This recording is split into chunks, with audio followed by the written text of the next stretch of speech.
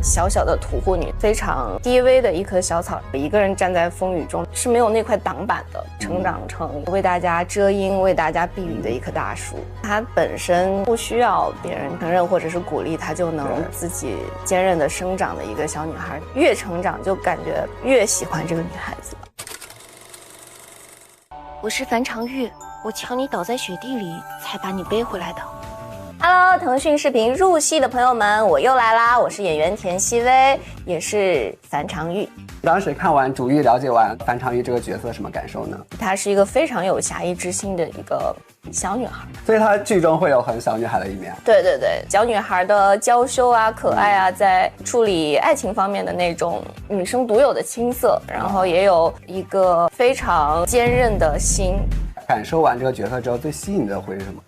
最吸引我的地方，我觉得就是非常有责任感、有担当的人。你觉得和以往演过这种古装剧的角色有什么不一样的体验或者突破？首先就是她真的完全是从一个小小的屠户女，非常低微的一棵小草，然后成长成为大家遮阴、为大家避雨的一棵大树。看完剧本的时候，你觉得最期待她的一场名场面戏份是什么呢？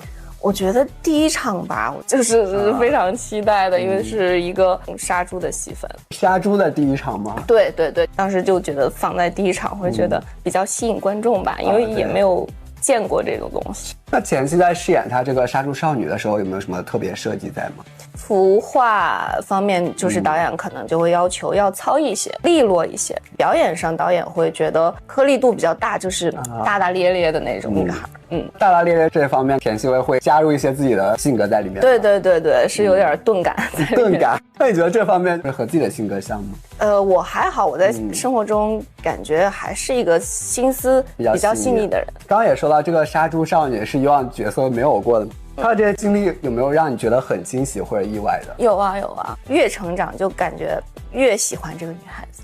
比如她会主动去承担一场灾难之后，她会想去召集流落在外的父老乡亲。虽然她只是一个杀猪女，是一个小女孩，但是她会有这样的想法，并且付诸于行动。她在战场上，她会承担去保护伙伴，然后去奋勇杀敌。从杀猪少女后期成长为这种女将军嘛，完整的这种成长线，你在后期的时候如何去呈现她这种改变呢？核心她的理想是没有变的，自己的主线任务是一直坚定的保持的，然后她变的可能就是她对待外部环境的一些态度。那你觉得在哪个阶段对你来说会更挑战一些？阶段就是后期阶段，其实蛮有挑战性的。她也经历了很多磨练嘛，你觉得在这个成长过程中有没有什么让你特别共情或者共鸣她的地方呢？共情的一点其实就是她父母亲正好在成长路线上就缺席了。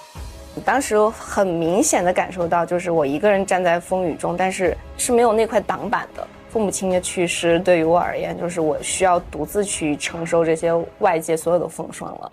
养个20-30头猪，那就100头。那你在前期演她杀猪少女身份的时候，会有心理包袱吗？没有，还好，真的，我会觉得还蛮有意思的，还蛮有意思。第一次拍这场戏的时候，感受怎么样的？感受还好，但是也会非常认真，就是心里在暗暗告诫自己要投入多少精力，要仔细看老师这个刀是怎么划。看路透有很多你的一些打戏，这种双刀打戏啊，尤其她到后期成为飒爽女将军的时候，这些戏份的拍摄有没有什么特别的训练和准备呢？就是前期会有威亚呀，还有那些拳脚功夫的训练，然后但是到战场上还是会觉得哇，因为那个氛围就非常不一样，就到了那个现场其实会很震撼。对对对，就关于就是那种战场的残酷，那种血肉的碰见，会其实还挺触目惊心的。有没有比如说这种比较印象深刻的这种大场面戏份？有一段其实印象很深刻的就是我其中有个小伙伴对，在一场战争中死掉了。那个时候给我真正触动的就是站上这个战场的人就不知道战争是什么，但是战争就把他们的生命夺走了。樊长玉他是一个内心认定的话就会很坚持的很强大的人，你觉得这方面和田曦薇自己像吗？希望越来越像吧。希望越来越像。那现在田曦薇是怎样的？就是时不时摇摆，但是还算坚定的一个人。摇摆，比如说在面对什么的时候会摇摆？比如选择的时候，比如就是这个态度我应该是保持怎么样的时候，是指面对外界的一些对外界的声音这种，对，会有动摇的时候，那动摇的时候自己如何去坚定自己的选择呢？就把自己拉回来，就最后拉回到自己这个节奏里面去。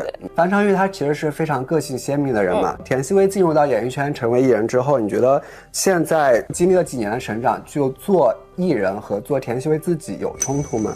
还好，或者是说有冲突，我其实感觉也能克服，因为做艺人也是自我的一个选择，是这个选择也是一部分自我的表达。做演员会让我觉得很开心，我很喜欢演戏，这也是我自我的一部分。如果有一天我会觉得我的自我被艺人这个身份吞噬的话，我觉得我会停下来。停下来之后，那怎么去调节呢？暂时把这个身份先放一放，先找回自己的节奏，先去睡觉啊，或者是调节一下节奏。对，但大家也会非常希望就是继续看到这种真实鲜活的你。谢谢。杀青告别樊长玉了嘛，就是如果要跟他说一句告别感言的话，想说点什么？首先他本身就是不需要别人去承认或者是鼓励，她就能自己坚韧的生长的一个小女孩，但是我还是想夸夸她在风雨中能够帮助别人，能够保护自己，在成长路线中也没有丢失过自己纯良的心性。我觉得这是很感动我的。你当时拍的时候有没有什么哪些戏让那个挺有意思的这种？感受很有意思的一点是猪真的有点难弄，就是不管是赶它的时候还是抓它的时候，拍完之后还想养这种宠物猪的想法吗？以前没有，现在也不会有，还是不敢去设计。对。我就是去尝试更多的角色，通过不同的角色去提高自己的业务能力，后面的路也可以走得更宽一点。大家就是会因为外形的一些东西忽略你的情绪的表达。我能做的就是把这些外形从我内心剔除掉，做好自己的事儿。我会去网上回复一些粉丝的评论，是因为我感受到了他们给予我的爱意。至于说有一些人他会去因为我的这些话去所谓的审判我、批判我，那就让他们去批判我。如果我连这些权利都没有了，那我就不是一个完整的人了，而且我都不是一个完整人，我怎么去做演员呢？江畔何人初见月，江月何年初照人。Hello， 腾讯视频入戏的朋友们，大家好，我是演员张凌赫。我感觉张凌赫在这几年经历过这一些角色之后，对于这些角色的理解啊，或者说这些角色的人生，你觉得会或多或少给自己留下什么印记或者影响吗？从自身出发嘛，可能每个角色身上都会有我张凌赫自己身上的一个特质。我自己其实也挺神奇的，我每演一部戏，在那个时间的状态里面，我自己也性格也会发生变化。可能演狠厉的角色，那段时间我情绪就会不好；演谢峥，我就每天特别想运动，特别想运动，为什么？因为打架嘛，天天的，对啊，倒也是，对啊。这些年我就是通过这些角色，我慢慢的自己也会了解自己，然后自己也会成长。那以往其实也有很多演员前辈说，表演这个行业它是很在乎天赋的，天赋和后天的努力是如何去看待这两者的关系呢？天赋和后天的努力，天赋是什么呢？我认为我现在的浅薄的认知，天赋可能是共情能力和学习能力，这其实是作为演员你先天得具备的条件。后天的努力的话，那就是你愿意花多少的时间去研究角色，愿意花多少时间去练你的身材形表，这是后天的努力，是缺一不可的。所以像比如说你现在拿了一个角色，一个剧本，会前期做哪些准备呢？我会先去看整个故事，我想知道这个故事大概是怎么样的调性。天赋和努力，我觉得两者是相辅相成的嘛。你是过去从非科班转到表演行业嘛？是从19年到25年，好几年承载了这么多角色，保持着很高产的这种频率。现在下来，你觉得说自己对表演这个职业会更有信心吗？会。镜头前的松弛感其实跟我自己内心的信心是有很大的关系的。就我可能在前几年面对镜头的时候会有点怵，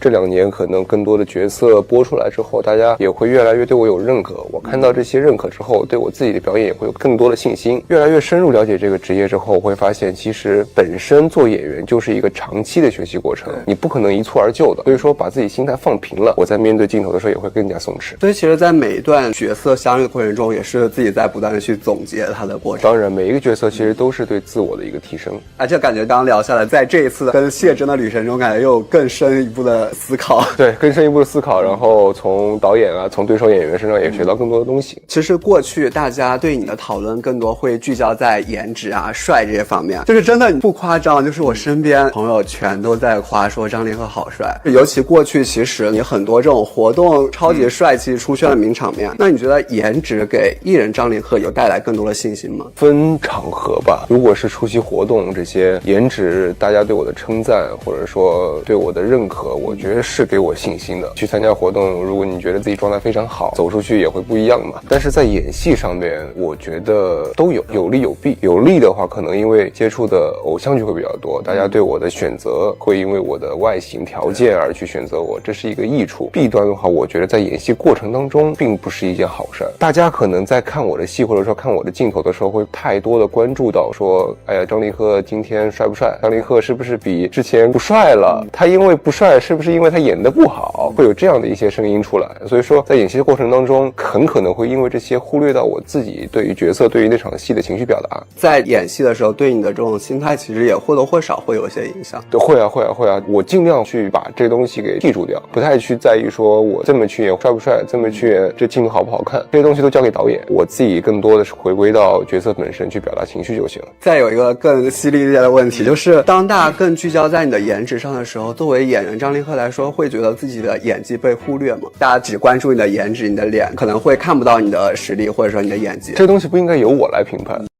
例子哈，莱昂纳多他以前很帅，但是一直没有拿到奥斯卡。后来之后他突破了一下，去演了《荒野猎人》，剔除了自己外在的一些条件，才得到大家的认可。我觉得这是一个存在的事实，大家就是会因为外形的一些东西去忽略你的情绪的表达。我能做的哈，就是把这些外形从我内心剔除掉，做好自己的事儿，做好自己演员的本职工作就行。我非常喜欢你这个回答，其实是自己内心更强大的一个表现。如果说这个东西是一个既定的事实，那我就把自己的业务能力更加提高呗。因为外界的评价是自己也无法去掌控的。是，对，交给大家。还有一个特别让我觉得很喜欢一点是，我觉得你现在还是保持着很强的活人感，在跟粉丝的互动上面，保持活人感是大家很想看到的。但是尤其是当你关注度越来越高的时候，势必有时候可能也会带来一些讨论。那你会有这个纠结吗？其实我内心不会，我会去网上回复一些粉丝的评论，是因为我感受到了他们给予我的爱意，所以说我愿意去把我的一些话说给他们听。但至于说有一些人他会去因为我的这些话去所谓的审判我、批判我，那就让他们去批判我。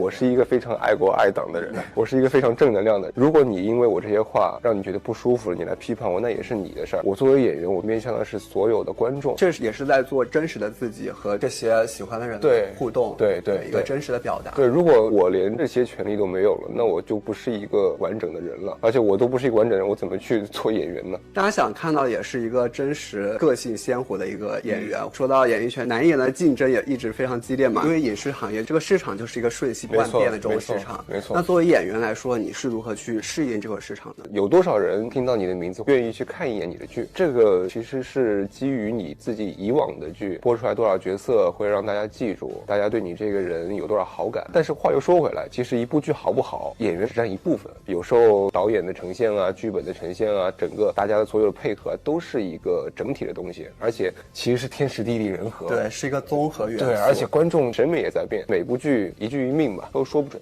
我现在想法很简单，我就是去尝试更多的角色。第一个是通过不同的角色去提高自己的业务能力，第二个是我也希望可以让更多的人看到我可以演不同的角色，然后这样的话我后面的路也可以走得更宽一点。这就是我自己刚刚提到，就是像这个造型，其实你也有提出一些自己的想法。那整个戏拍下来，还有哪些是你自己给出的一些建议和想法吗？加血，每集都必须有血，这是我跟曾导一起共同协商的结果。曾导是想营造出美强惨的感觉，然后我跟曾导说的是怎么去凸显我在战场上的英勇呢？那就给我加血吧，满脸给我加血，身上伤口越多越好。战斗力很强，虽然是伤口，但都是他的勋章。对对，满身都是勋章的感觉。